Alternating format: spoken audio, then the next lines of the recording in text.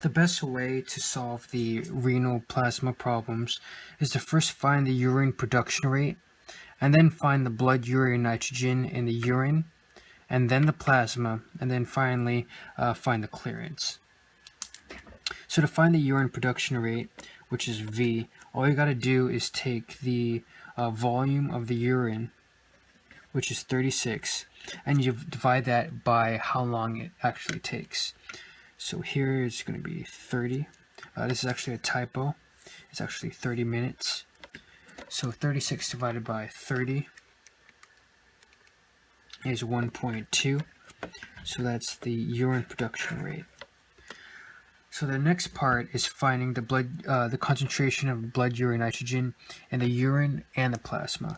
So the formula for that is the concentration of urine is equal to the concentration of the standard times the absorbance reading of the urine divided by the absorbance reading of the standard. So the concentration of the standard, that's going to be 50, and you multiply that by the absorbance reading of the urine, which is 0.66, and you divide by the absorbance reading of the standard, which is 0.04.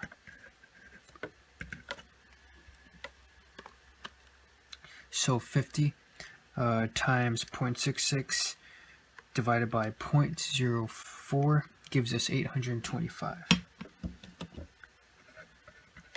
So that's for the concentration of the blood urea nitrogen in the urine. So the next is find the concentration in the plasma. So for that, the formula is the exact same thing. It's Beer's law. So absorbance reading of the plasma divided by the absorbance reading of the standard.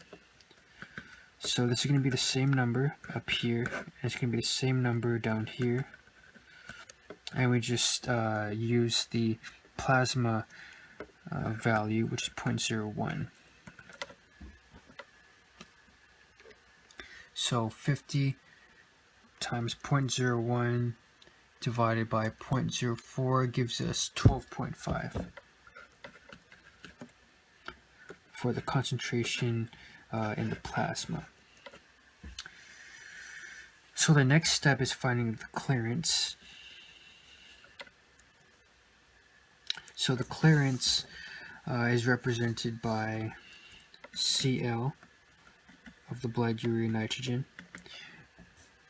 And the formula for that is all you have to do is take V, multiply that by the concentration of the urine, and you divide by the concentration of the plasma. So V is equal to 1.2, concentration of the urine is equal to 825, and the plasma is 12.5. So you take 1.2 times 825 divided by 12.5 gives you 79.2.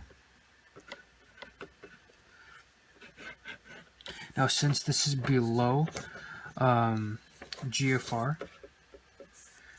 which is 125, since it's less than 125, the substance bun must be partially reabsorbed.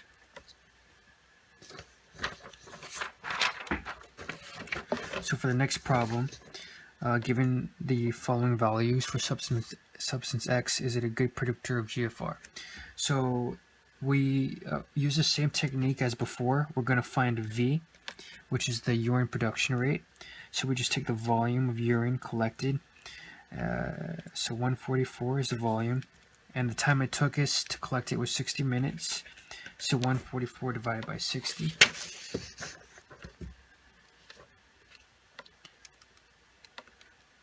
That gives us 2.4 is equal to V.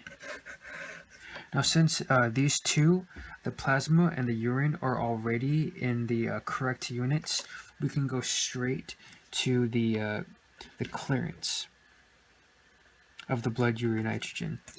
So all we have to do is take the V, we multiply that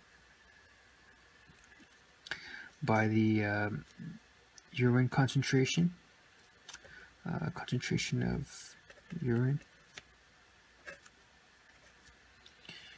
and we divide by the plasma concentration. So V is equal to 2.4. The urine is 239.6, and the plasma is going to be 4.6. Whoops. So 2.4 times 239.6 divided by 4.6 gives us 125.